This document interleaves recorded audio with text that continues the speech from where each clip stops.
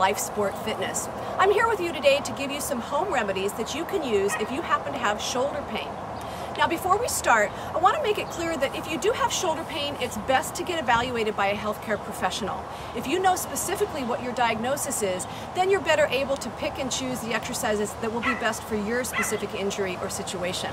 So what I have here for you today is I brought in a resident expert.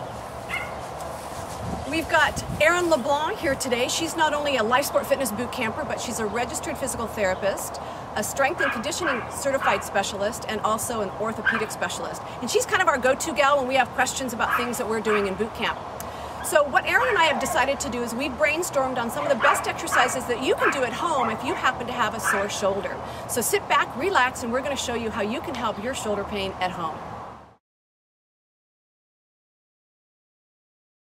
We're here with exercise number 1, and I'm going to be the patient, and physical therapist Erin is going to walk us through our first exercise.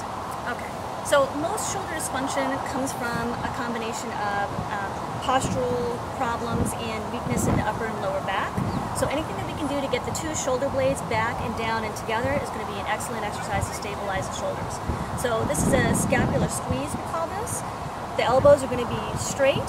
You're going to be bringing your shoulders back and down as much as you can, and then both arms are going to come back down to the hips. You're going to hold it for a few seconds, and then you're going to slowly release and get that eccentric strengthening as you let go. Try not to release it all the way so that it's on total slack.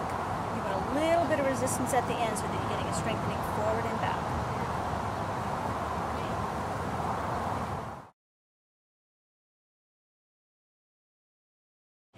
So this exercise is what we call a prone Y. Prone is anything where you're face down. It's good to use exercises where you're just going against gravity. You don't necessarily need weights to start off. The weight of your arm is a good resistance to start. The elbows are going to be straight out in the form of a Y.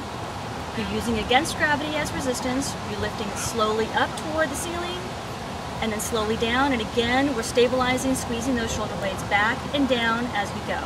The beauty of this exercise is if you can't go up this high, you can always bring your head a little bit closer to the edge so that your arms don't have to go up quite so high, and it may lessen the pain if there's any discomfort coming up toward the end.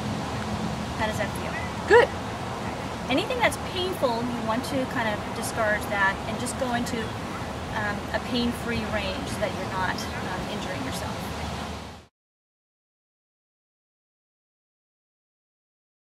It's a seated external rotation strengthening exercise. It strengthens the posterior deltoid, it strengthens the teres minor.